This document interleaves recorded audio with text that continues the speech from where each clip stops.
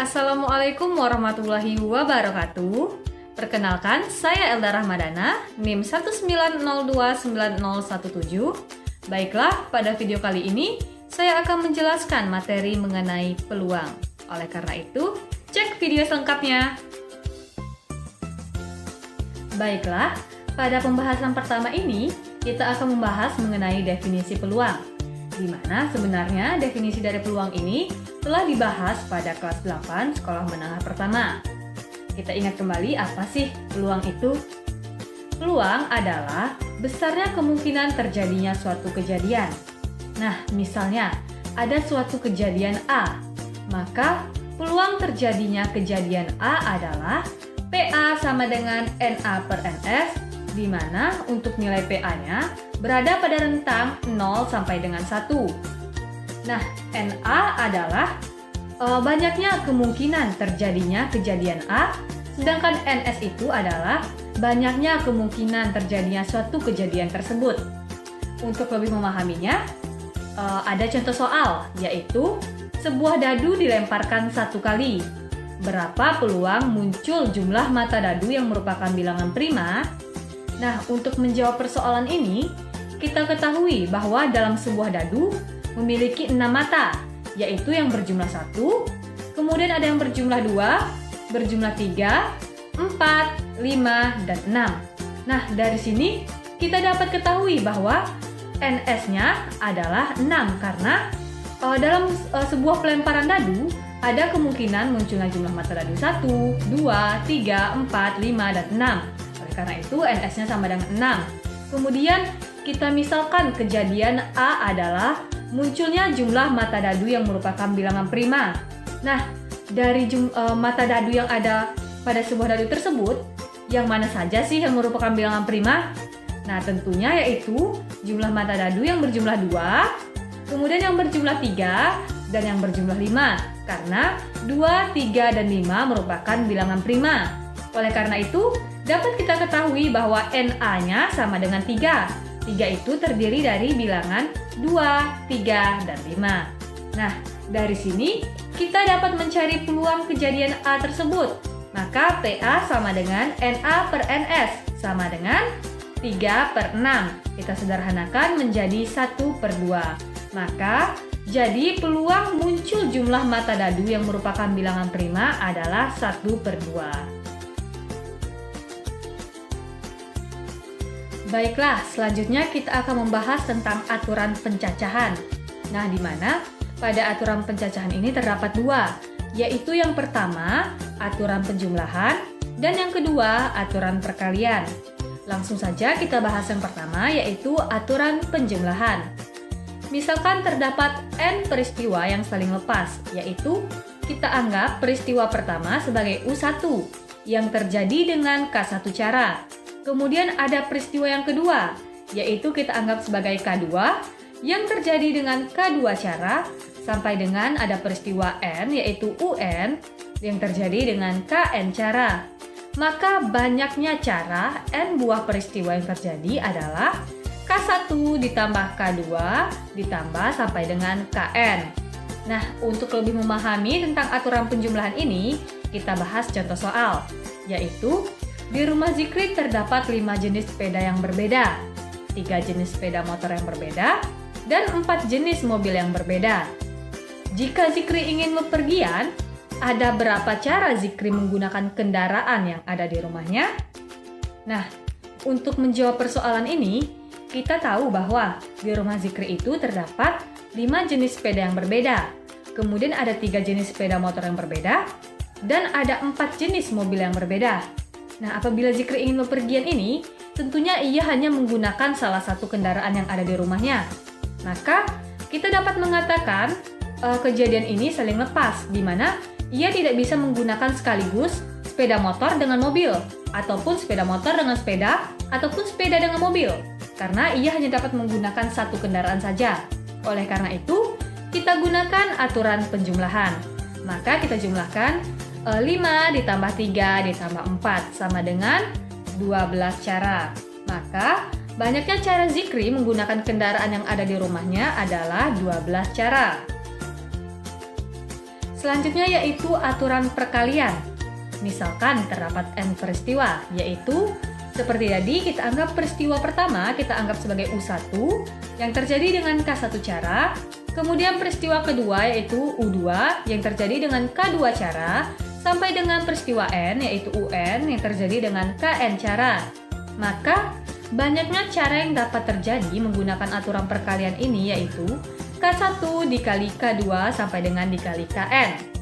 Nah, untuk lebih memahami tentang aturan perkalian ini, kita bahas contoh soal, yaitu Kevin memiliki 2 celana dan 3 baju. Nah, banyaknya cara memasangkan baju dan celana yang dimiliki Kevin adalah untuk menjawab persoalan ini, untuk aturan perkalian, kita bisa menggunakan 3 cara, yaitu yang pertama, kita bisa menggunakan tabel, yang kedua, kita bisa menggunakan diagram pohon, dan yang ketiga, kita bisa menggunakan langsung aturan perkalian ini. Untuk tabel, bisa kita lihat pada gambar, yaitu untuk kolom pertama ada C1 dan C2, kemudian untuk baris pertama, baris atasnya itu ada B1, B2, dan B3. Nah, kita pasangkanlah. Pertama, ada C1 dengan B1, kemudian ada C1 dengan B2, kemudian ada C1 dengan B3. Kemudian kita bisa juga memasangkan C2 dengan B1, C2 dengan B2, dan C2 dengan B3. Nah, C ini merupakan lambang dari celana. Kita misalkan lambang dari celana, dan B merupakan pemisalan dari baju. Kemudian kita bisa menggunakan diagram pohon. Nah, untuk diagram pohon ini, pertama kita ambil yang celana yang pertama. Nah, celana yang pertama ini kita bisa pasangkan dengan baju yang pertama, baju yang kedua, dan baju yang ketiga. Kemudian untuk celana yang kedua atau C2, kita bisa memasangkannya dengan baju yang pertama atau B1, ataupun kita juga bisa memasangkan dengan baju yang kedua atau B2, dan baju yang ketiga dengan B3. Nah, dari sini kita dapat yaitu ada 6 cara. Begitu juga dengan tabel tadi, kita dapat ada 6 cara. Kemudian untuk cara perkaliannya, dengan mudah kita bisa, banyaknya cara memasangkan baju dan celana adalah langsung saja baju tadi ada 2, baju tadi ada 3, celana ada 2, maka kita kalikan celana dikali baju tadi yaitu 2 dikali 3, maka ada 6 cara.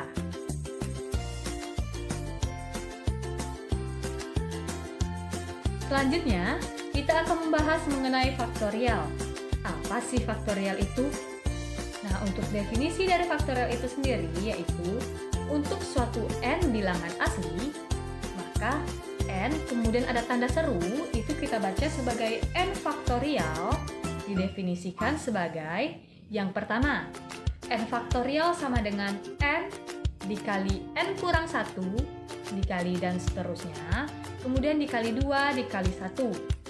Kemudian yang kedua yaitu 0 faktorial sama dengan 1. Apa sih maksudnya? Yuk, untuk lebih memahaminya, kita bahas contoh soal, yaitu contoh soal yang pertama, 5 faktorial. 5 faktorial sama dengan, berarti n-nya 5, sama dengan, tadi n berarti 5, dikali n kurang 1-nya yaitu 4. Kemudian berarti 5 dikali 4, kemudian 4 ini kita kurangkan 1 lagi, yaitu 3. Maka 5 kali 4 kali 3. Kemudian 3 kita kurangkan 1 menjadi 2, dan 2 kita kurangkan 1 menjadi 1. Maka 5 faktorial sama dengan 5 dikali 4 dikali 3 dikali 2 dikali 1. Nah, stop sampai 1 ini saja. Maka hasilnya sama dengan 120. Yang kedua yaitu 3 faktorial ditambah 4 faktorial. Nah, bagaimana pula nih penjumlahan dalam faktorial? Caranya, pertama kita harus mengetahui hasil dari 3 faktorial ini dulu. Kemudian kita jumlahkan dengan hasil dari 4 faktorial. Nah, 3 faktorial sama dengan 3 dikali 2 dikali 1. Ditambah 4 faktorial sama dengan 4 dikali 3 dikali 2 dikali 1. Maka sama dengan 6 ditambah 24 sama dengan 30. Selanjutnya yang ketiga yaitu 3 faktorial dikali 4 faktorial. Bagaimana pula untuk perkalian dalam faktorial ini? Apakah 3-nya langsung dikalikan dengan 4 atau tidak? Nah, ternyata caranya bukan begitu, yaitu caranya kita kita cari dulu hasil dari 3 faktorial. 3 faktorial itu 3 dikali 2 dikali 1. Kemudian hasil dari 3 faktorial ini baru kita kalikan dengan hasil dari 4 faktorial. 4 faktorial yaitu 4 dikali 3 dikali 2 dikali 1. Maka sama dengan hasil dari 3 faktorial tadi adalah 6 dan hasil dari 4 faktorial tadi adalah 24. Maka 6 dikali 24 sama dengan 144. Selanjutnya yaitu untuk pembagian faktorial. Nah, kita misalkan untuk contoh soalnya yaitu 5 faktorial per 3 faktorial. Sama dengan kita cari dari 5 faktorial ini dulu yaitu 5 dikali 4 dikali 3 dikali 2 dikali 1 per 3 faktorialnya yaitu 3 dikali 2 dikali 1. Nah, kita bisa mencoret duanya, 2 yang di atas dengan di bawah, 3 yang di atas dengan di bawah. Maka sisa 5 dikali 4 sama dengan 20. Sebenarnya ada cara mudahnya, yaitu ini kan 5 faktorial per 3 faktorial. Maka untuk 5 faktorialnya kita jabarkan menjadi 5 dikali 4 dikali 3 faktorial. Nah, 3-nya kita bikin 3 faktorial karena tidak kita teruskan 3 dikali 2 dikali 1-nya. Maka kita cukup membuat 3 faktorial per 3 faktorial untuk di bawahnya, yaitu untuk penyebutnya tetap. Maka 3 faktorial dari pembilang dan 3 faktorial dari penyebut bisa kita coret. Maka sisa 5 kali 4 sama dengan 20.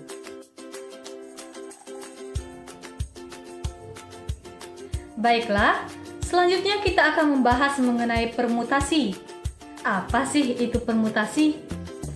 Permutasi adalah susunan yang mungkin dari unsur-unsur yang berbeda dengan memperhatikan urutannya.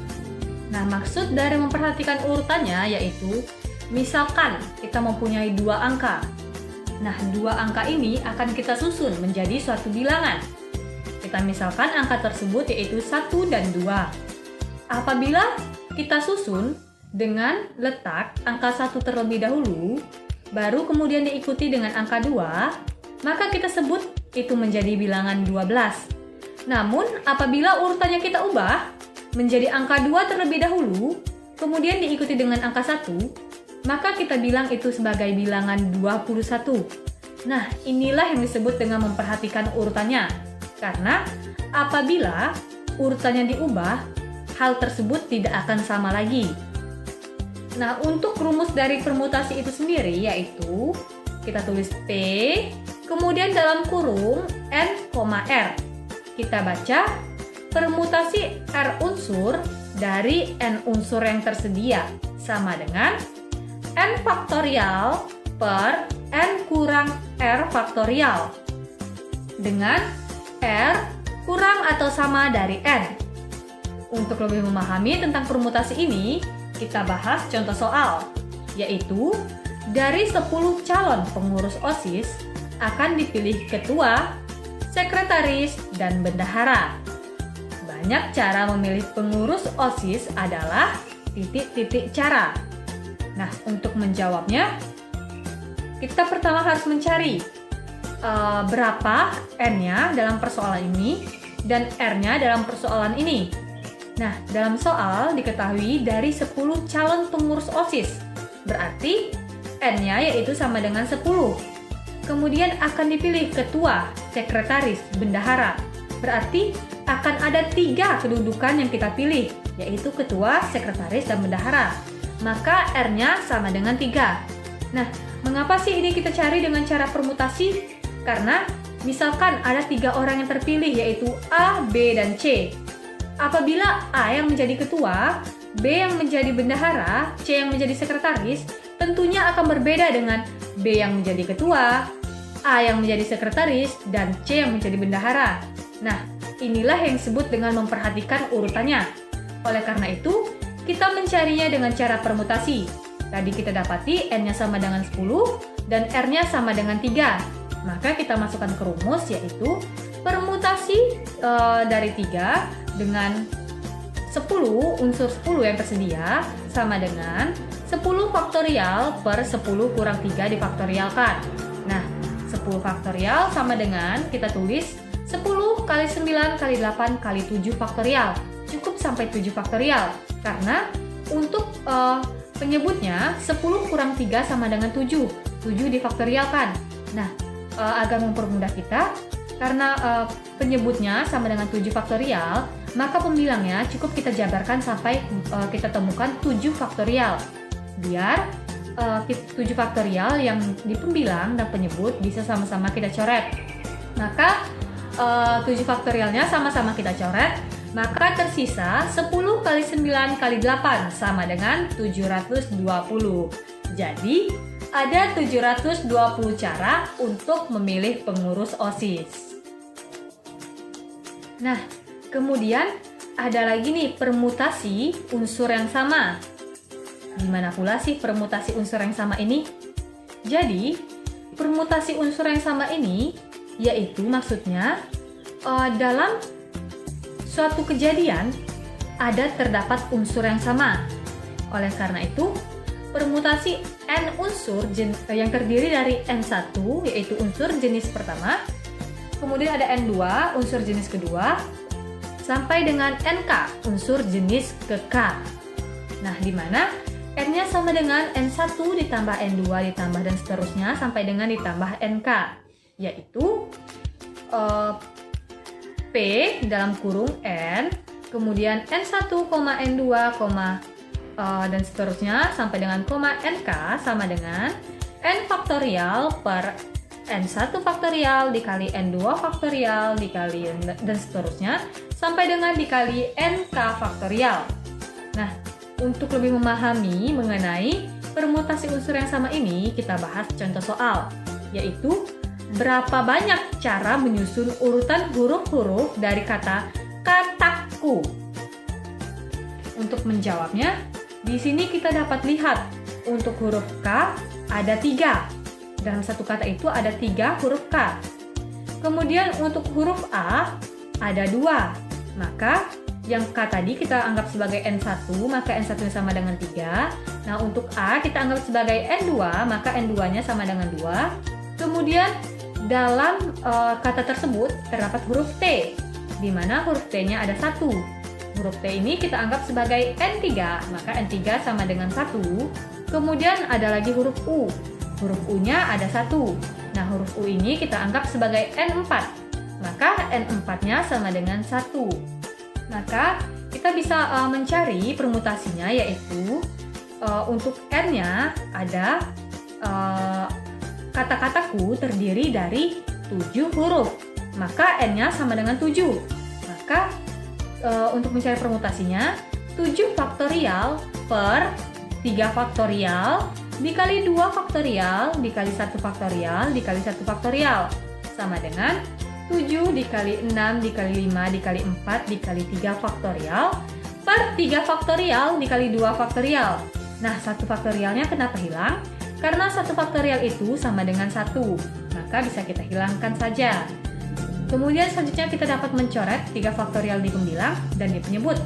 Maka tersisa 7 dikali 6 dikali 5 dikali 4 per, nah 2 faktorial di penyebut kita jabarkan menjadi 2 dikali 1. Maka 7 kali 6 kali 5 kali 4 per 2 dikali 1 sama dengan 420. Selanjutnya yaitu permutasi siklis. Permutasi siklis adalah penyusunan unsur-unsur dalam bentuk melingkar. Nah, banyak permutasi siklis dari N unsur adalah N kurang 1 difaktorialkan. Contohnya yaitu sebuah rapat diselenggarakan di sebuah meja bundar. Meja bundar tersebut adalah meja yang berbentuk lingkaran dan dihadiri oleh 5 orang. Tentukan berapa banyak cara mereka dapat duduk secara berlainan. Untuk menjawabnya, kita bisa menggunakan permutasi siklis. Karena tadi pada permasalahan diketahui bahwa mereka duduk dalam sebuah meja bundar, di sebuah meja bundar atau meja yang berbentuk lingkaran. Maka kita akan mencari berapa banyak cara mereka dapat duduk secara berlainan, yaitu N kurang 1 difaktorialkan, di mana N-nya adalah 5. Maka 5 dikurang 1 difaktorialkan. 5 dikurang 1 sama dengan 4. Maka 4 faktorial sama dengan 4 dikali 3 dikali 2 dikali 1 sama dengan 24 cara. Jadi, ada 24 cara mereka dapat duduk secara berlainan. Baiklah, kemudian kita akan membahas tentang kombinasi. Nah, kombinasi ini bisa kita bilang sebagai kebalikan dari permutasi, di mana permutasi tadi memperhatikan urutannya, namun kombinasi tidak memperhatikan urutannya. Maka dapat kita tarik kesimpulan, kombinasi adalah susunan yang mungkin dari unsur-unsur yang berbeda dengan tidak memperhatikan urutannya. Nah, untuk rumus dari kombinasi ini sendiri yaitu kombinasi dari R unsur dari N unsur yang tersedia sama dengan N faktorial per R faktorial dikali N dikurang R difaktorialkan dengan R kurang atau sama dengan N. Nah, untuk lebih memahami tentang kombinasi ini, kita bahas satu contoh soal, yaitu dari 10 orang finalis suatu lomba kecantikan akan dipilih secara acak 3 yang terbaik. Banyak cara pemilihan tersebut adalah, nah, untuk menjawab permasalahan ini, kita gunakan kombinasi. Mengapa kita gunakan kombinasi? Padahal ia memilih 3 orang yang terbaik. Karena kita memilih 3 orang yang terbaik. Misalnya, orang itu adalah A, B, dan C. Nah, apabila A, B, dan C yang terpilih, maka hal itu akan sama dengan apabila C, B, kemudian A yang terpilih. Akan sama juga dengan yang terpilihnya B, C, dan A. Karena di sini tidak ada ditentukan kedudukannya. Ia hanya menentukan akan dipilih 3 orang yang terbaik, maka urutannya tidak perlu diperhatikan. Oleh karena itu, kita cari dengan cara kombinasi, di mana N-nya adalah sama dengan 10 dan R-nya sama dengan 3.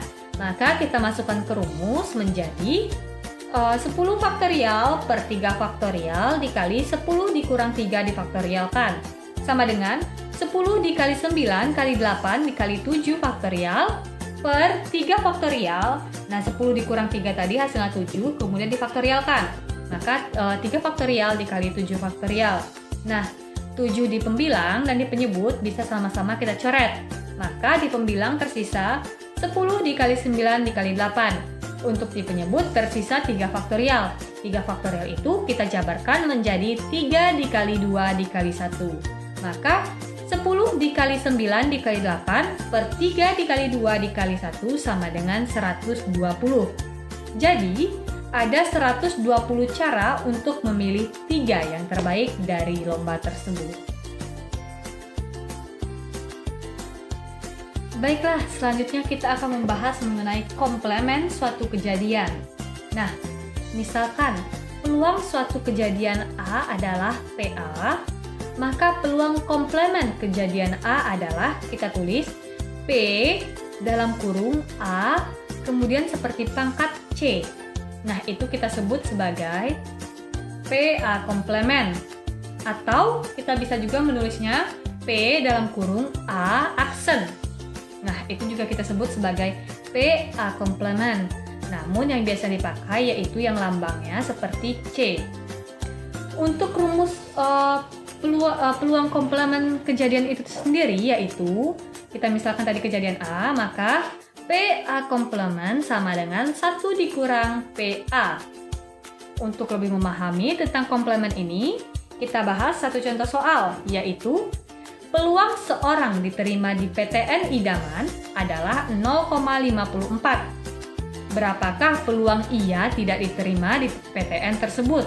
Nah, ada kata tidak diterima dan ada diketahui bahwa peluang diterimanya yaitu 0,54. Oleh karena itu kita dapat mencarinya dengan cara tadi kita anggap A sebagai peluang seseorang tersebut diterima di PTN idaman. Maka PA sama dengan 0,54. Kemudian untuk cari peluang ia tidak diterima, maka itu sama dengan PA komplement, yaitu kebalikan dari peluang yang diterima.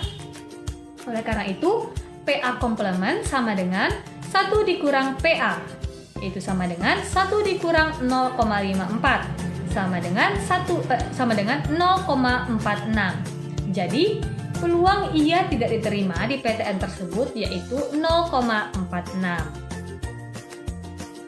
Baiklah, selanjutnya yaitu mengenai frekuensi harapan. Nah, frekuensi harapan ini digunakan apabila terjadi beberapa kali percobaan.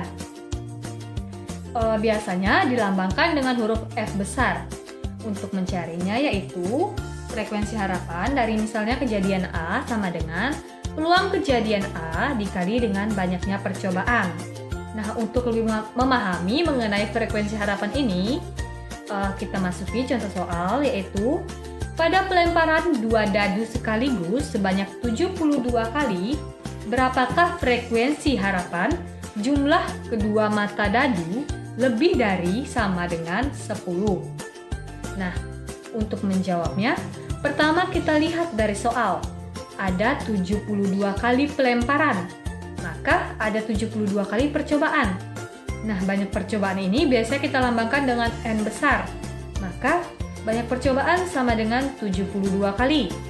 Kemudian, kita misalkan kejadian A adalah kejadian munculnya jumlah kedua mata dadu munculnya jumlah kedua dadu lebih dari sama dengan 10.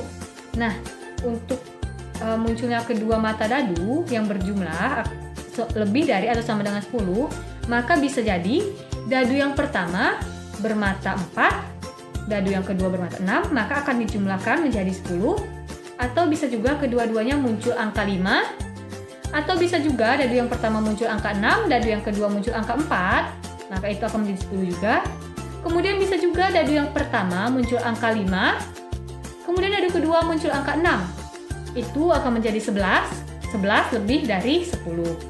Nah, bisa juga dadu yang pertama muncul angka 6, dadu yang kedua muncul angka 5, atau kedua-dua dadu muncul angka 6. Nah, semua itu merupakan apabila dijumlahkan, maka hasilnya akan lebih dari 10 atau sama dengan 10. Oleh karena itu, banyaknya kemungkinan kejadian A sama dengan 6. Yaitu tadi 4,6, kemudian ada 5,5, kemudian ada 6,4, ada 5,6, 6,5, dan 6,6. Maksudnya tiap koma ini bisa 6,6, berarti 6,6 itu melambangkan dadu pertama muncul mata dadu 6, dadu yang kedua muncul mata dadu yang ke-6 juga, mata dadu berjumlah 6 juga. Nah, kemudian NS-nya yaitu banyaknya kemungkinan dari kejadian ini yaitu 6 pangkat 2 sama dengan 36. Karena di sini dua buah dadunya dilemparkan sekaligus. Maka NS-nya sama dengan 36. Kemudian kita dapat mencari peluang kejadian A-nya yaitu dengan cara PA sama dengan NA per NS sama dengan 6 per 36. Kita sederhanakan menjadi 1 per 6. Kemudian dari sini kita bisa mencari FA-nya atau frekuensi harapannya yaitu FA sama dengan tadi PA-nya 1 per 6 dikali banyak percobaannya yaitu 72. Maka 1 per 6 dikali 72 sama dengan 12. Maka frekuensi harapan jumlah kedua dadu lebih dari sama dengan 10 adalah 12. Baiklah, selanjutnya kita akan membahas tentang kejadian majemuk. Nah, kejadian majemuk ini yaitu terdiri dari 2 atau lebih kejadian. Kejadian majemuk terdiri dari 4, yaitu pertama, kejadian saling lepas, yang kedua, kejadian tidak saling lepas, yang ketiga, kejadian saling bebas, dan yang keempat, kejadian bersyarat. Kita masuki pembahasan yang pertama, yaitu kejadian saling lepas. Misalkan ada kejadian A dan kejadian B. Kejadian A dan kejadian B disebut saling lepas jika kejadian A dan kejadian B tidak dapat terjadi pada saat bersamaan sekaligus, atau bisa kita katakan tidak mempunyai irisan. Nah, untuk diagram Venn-nya dapat kita lihat pada gambar, di mana pada gambar terlihat tidak ada irisan antara A dan B. Kemudian untuk peluang dari A gabung B ini sama dengan peluang A ditambah peluang B. Nah, dari sini kita bisa melihat bahwa kejadian saling lepas ini menggunakan aturan penjumlahan.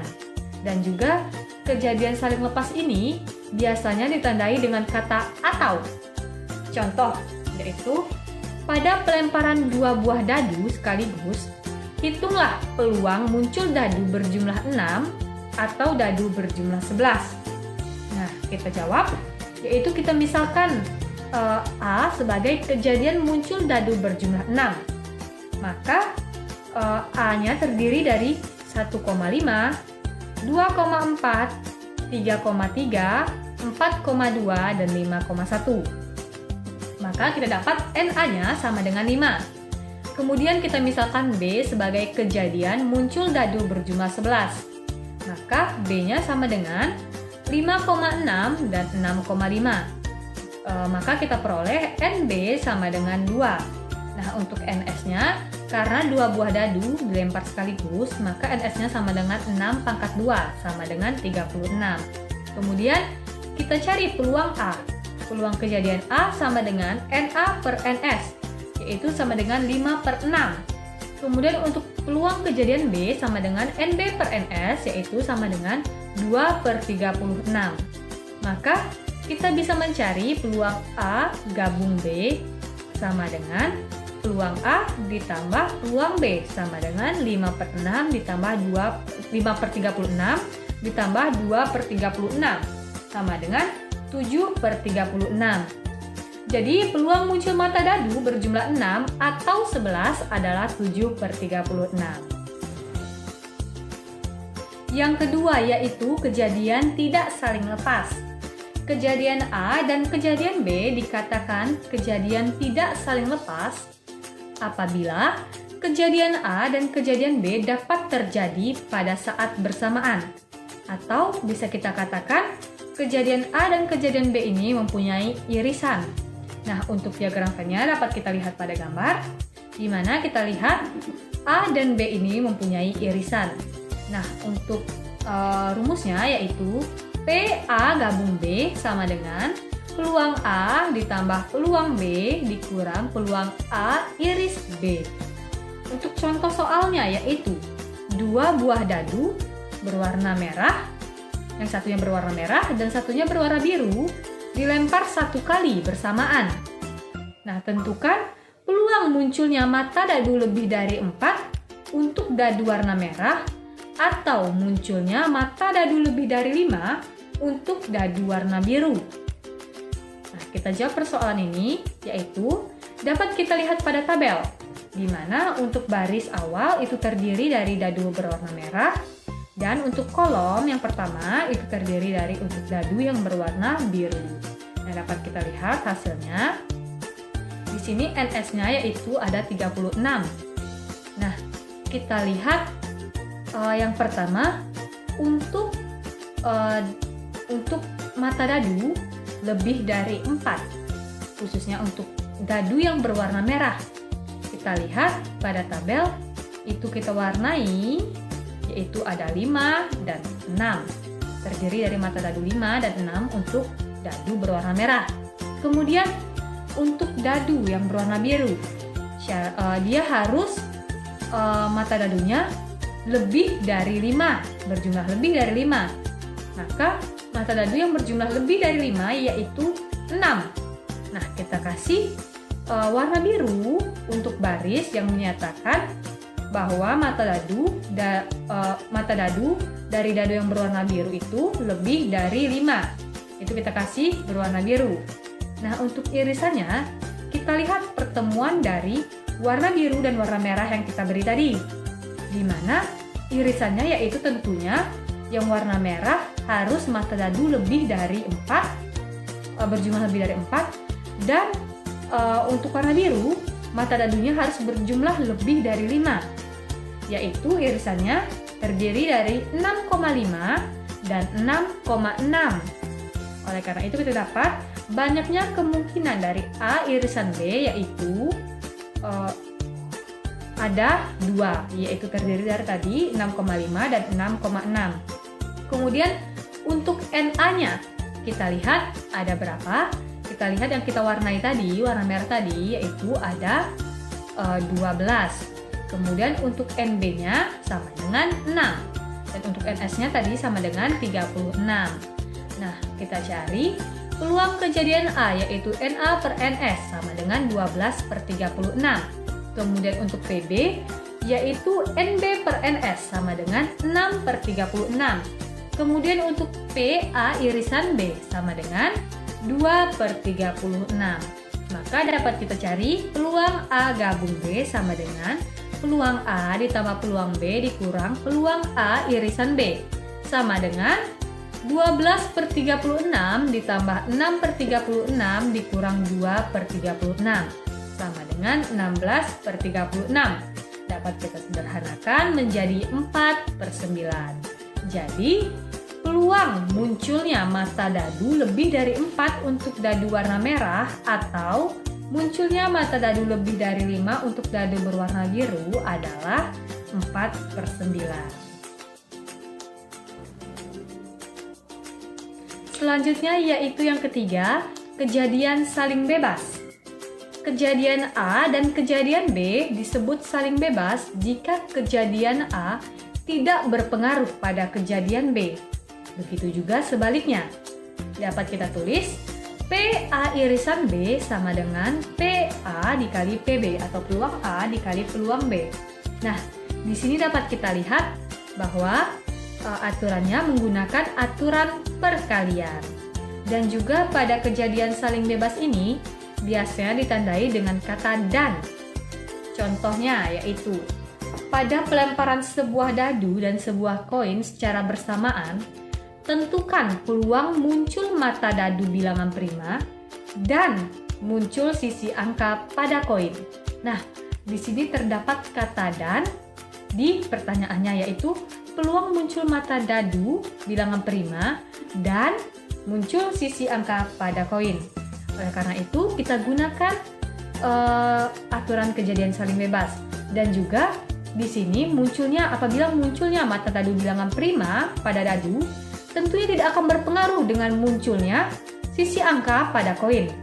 Berapapun mata dadu yang muncul pada dadu tersebut tidak akan berpengaruh pada koin. Oleh karena itu, kita jawab, misalkan A sama dengan kejadian muncul mata dadu bilangan prima. Maka A sama dengan terdiri dari 2, 3, dan 5. Maka NA sama dengan 3. Nah, kita cari PA-nya sama dengan NA per NS. NS-nya apabila satu dadu yaitu NS-nya sama dengan 6. Maka PA-nya sama dengan 3 per 6. Kemudian untuk B kita misalkan sebagai kejadian muncul sisi angka pada koin. Nah, untuk NS pada koin, dia hanya ada 2 kemungkinan yaitu muncul sisi angka atau muncul sisi gambar. Oleh karena itu NS-nya sama dengan 2. Untuk kejadian muncul sisi angkanya, tentunya NA-nya sama dengan 1 karena dia hanya ada 2 kemungkinan. Oleh karena itu, PB-nya sama dengan NB per NS. Mohon maaf tadi maksudnya NB-nya sama dengan 1. Nah, maka PB sama dengan 1 per 2. Nah, untuk mencari irisannya, PA irisan B sama dengan PA atau peluang A dikali peluang B. Sama dengan peluang A tadi adalah 3 per 6 dikali peluang B tadi adalah 1 per 2. Maka sama dengan 3 per 12. Atau dapat kita sederhanakan menjadi 1 per 4. Selanjutnya yang terakhir yaitu peluang bersyarat. Kejadian bersyarat adalah kejadian yang tidak saling bebas. Artinya, kejadian ini saling mempengaruhi. Nah, misalkan ada kejadian A dan kejadian B. Maka, peluang terjadinya kejadian B apabila kejadian A telah terjadi, ditulis P dalam kurung B, kemudian garis lurus, kemudian A. Nah, itu merupakan lambang dari peluang bersyarat. Dibaca, peluang terjadinya kejadian B apabila kejadian A telah terjadi. Nah, sama dengan peluang dari B irisan A per peluang dari A. Untuk lebih memahami mengenai peluang bersyarat ini, kita masuki contoh soal yaitu seorang siswa memiliki peluang lulus ujian bahasa Inggris adalah 0,6. Jika setelah ia lulus ujian bahasa Inggris, maka peluang ia lulus ujian komputer adalah 0,8. Hitunglah peluang siswa tersebut lulus ujian bahasa Inggris dan komputer. Nah, di sini kita misalkan A sebagai kejadian siswa tersebut lulus ujian bahasa Inggris. Maka PA sama dengan 0,6. Kemudian kita misalkan B sebagai kejadian siswa tersebut lulus ujian komputer.